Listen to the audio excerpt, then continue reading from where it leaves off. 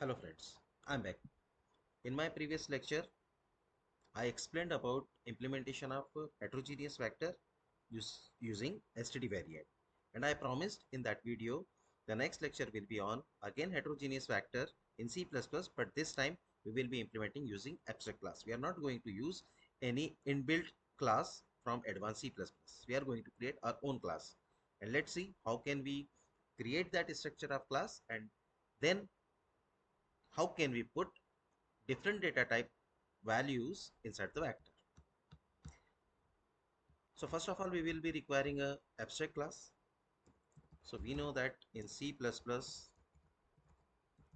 abstract class is a class that will have at least one pure virtual function. So let's have a one pure virtual function.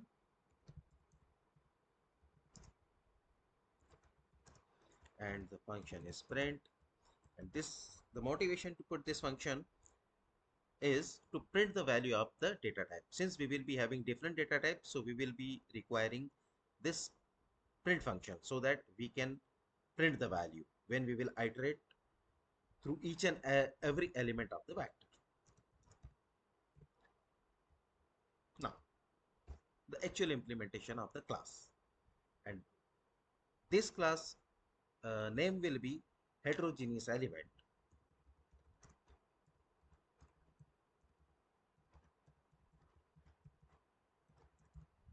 and we are going to derive this class publicly from I element, which is our interface basically. And this class will be a template class. Why template class? Because we can create object of this class with different data types.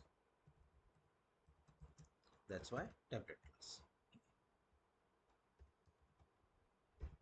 Okay. So whenever we write a class, first we should write public and then only private. So first of all, let's decide what should be the data member. So data member is nothing. It's simple a data of a particular type for which object of this class is created. So type of the data is T, and underscore data is the data member of this class. If this object of this class will be created for int, then underscore data will be int. If object will be created for double, this data will be double. If object will be created by any user defined data type, means for any other class, then this data will be a type of that particular class. So let's see how can we implement this further. First of all, I write default constructor, and I make this default. Since I want default implementation from compiler, it is always a good habit to use the default keyword that is explicitly saying reader of your class that you are okay with the default implementation of the compiler for this particular function. The next one is parameterized constructor. Yes, we will require this, and we need to implement this as well so that we can initialize data.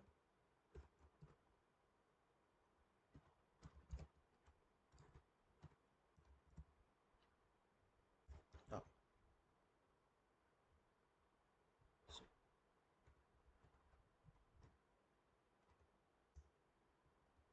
okay. So this parameterized constructor will initialize our only data member. And since this constructor is simply assigning value to the data member, it won't throw any exception, so no exception. We won't require copy constructor and all. I mean, our own implementation of copy constructor, copy assignment operator, move constructor, as well as move assignment operator. So again, I'm saying it is a good practice to write if we are relying on the compiler's default implementation. So let's write it explicitly. So this is my copy constructor.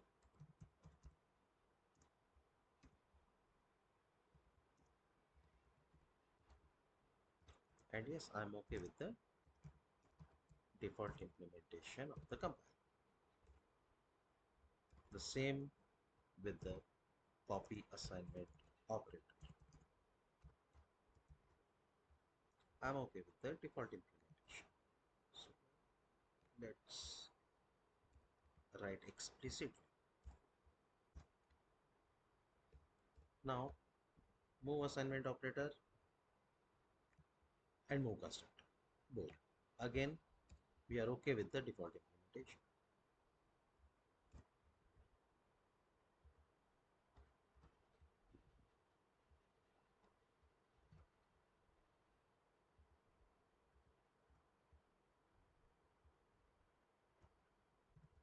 Okay. Now we have derived our heterogeneous element class from I element, and I element is an abstract class which has a pure virtual function print. That means we need to override this function.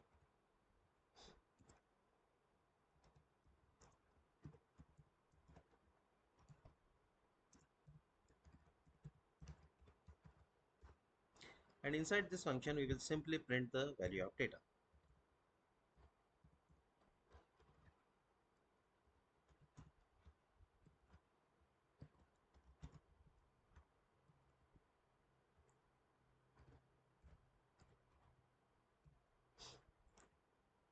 Now you can see print function is simply printing the data. It is not modifying any data member of the class, so it should be const.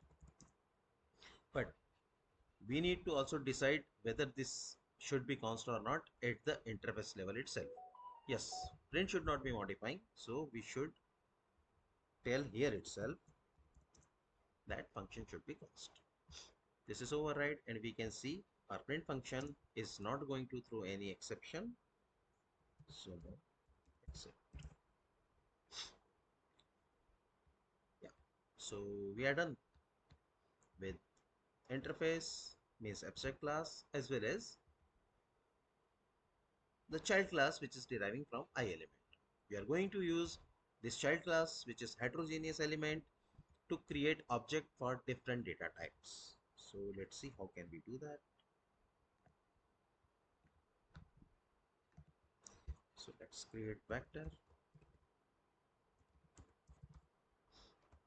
and here the element inside the vector, I will be taking unique PTR again, unique PTR of type vector.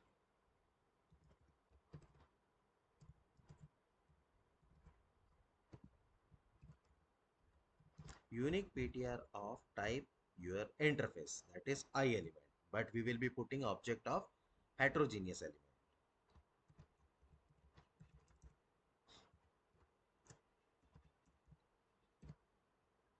This is nothing.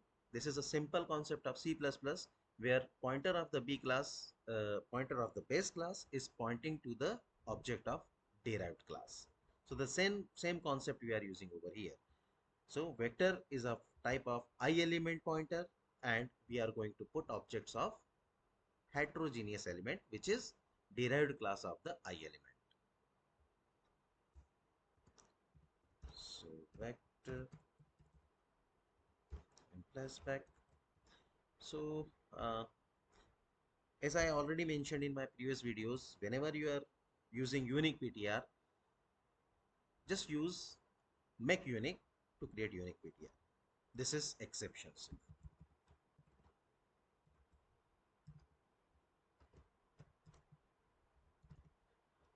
Okay, so make unique of which type? Derived class type. And since my derived class is a template class, I need to provide argument to this template class, and I am going to create a data type for integer. The first element is the integer, so I am using integer over here, and let's put value 10. Okay, so first element will be integer, second should be double, so I say double over here, and let's put 10 dot one. The third one should be a string,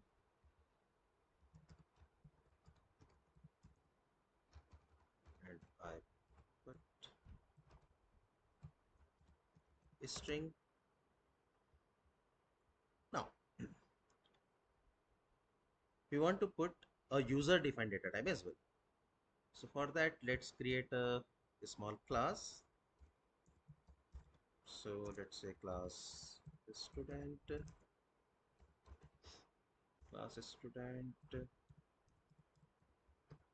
public, private. Let's say data members are name of a student and age of a student.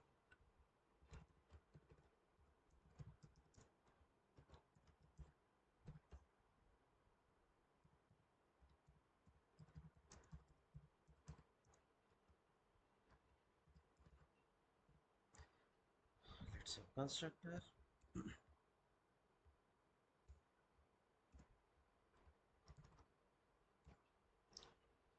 Parameterized constructor. So let's pass name and age.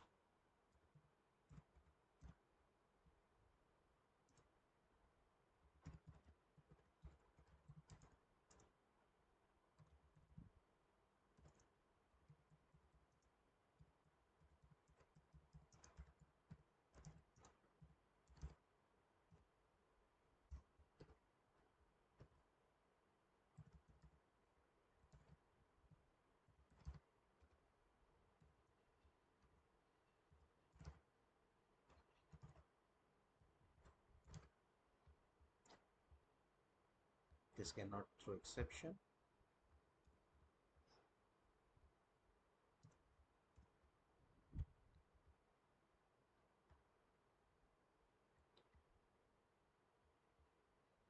We can assign default values so that can be used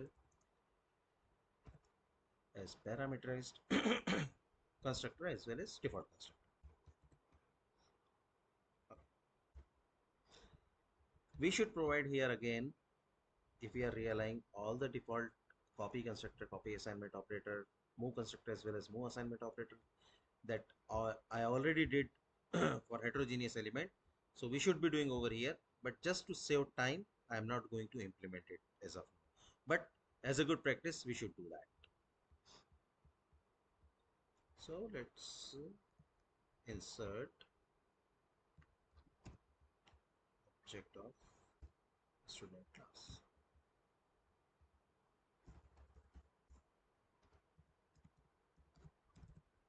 Student, and we should be creating an object of a student, and name is Raj, age is 25 years. Okay, so we have inserted different data types in single vector. Now let's iterate through the vector and try to print the values.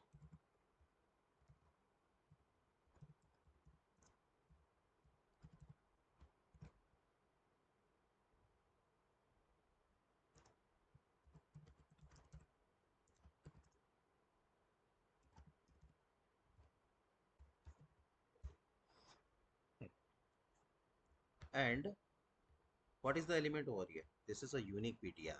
Unique PTR of type heterogeneous element. And inside the heterogeneous element, we have our method print. You can see here that will actually print the value of data. So we will be calling print method.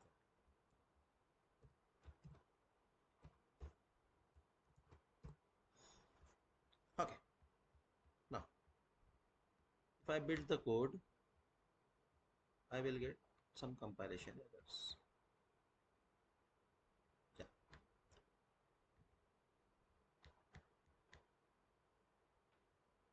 Okay.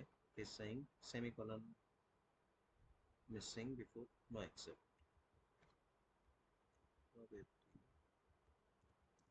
Sequence is not correct. Let's see. Okay. That error has gone. And this is expected. Why this is expected?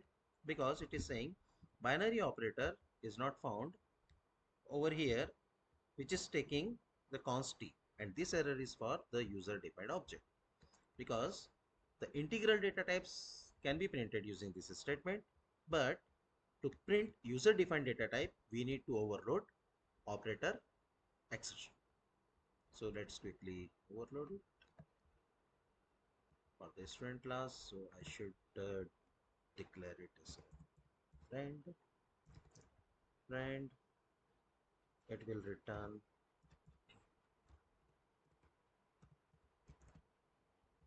voice stream reference operator exception.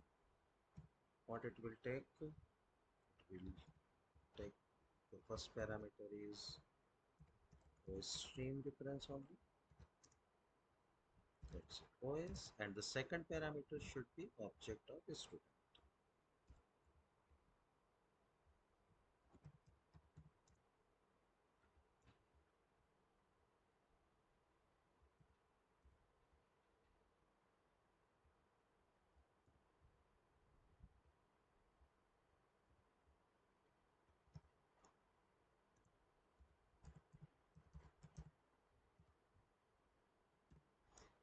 And this should be friend function. And this function should be defined out of the class. So let me define it. And when we define a friend function, we do not require friend keyword.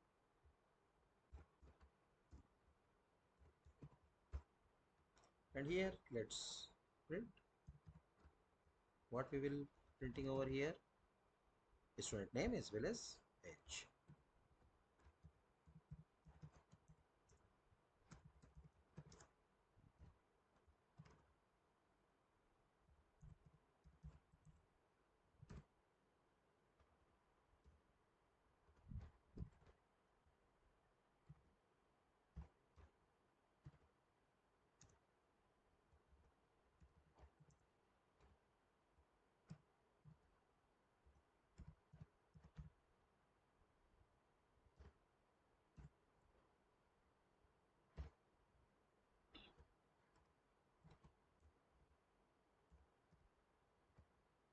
Okay, so let me build this code now.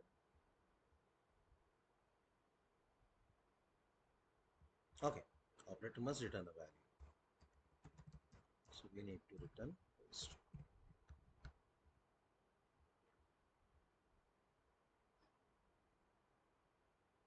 Okay, all good.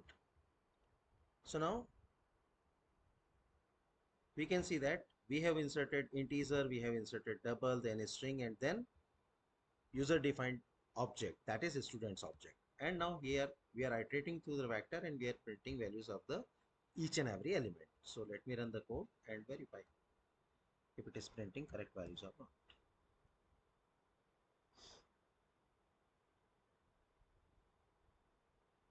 Okay, now we can see integer is there, double is there, string is there, and student object is there. We are able to get all the values. So this is heterogeneous implementation where we have created our own abstract class as well as the template class, which is the child class. So this is the way to achieve heterogeneous container, and we have seen the example of std vector.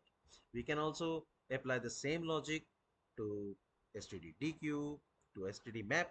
In map for the value part, not for the key part. Value part we can do, we can use it in the std list. So in all the containers we can apply this logic and we can have heterogeneous container. So this is example for std vector. So if you like this video, then do subscribe and wait for my next video. And in the next video I am going to implement unique ptr. So we will see how can we implement our own unique ptr. So that's all for today. Thanks a lot.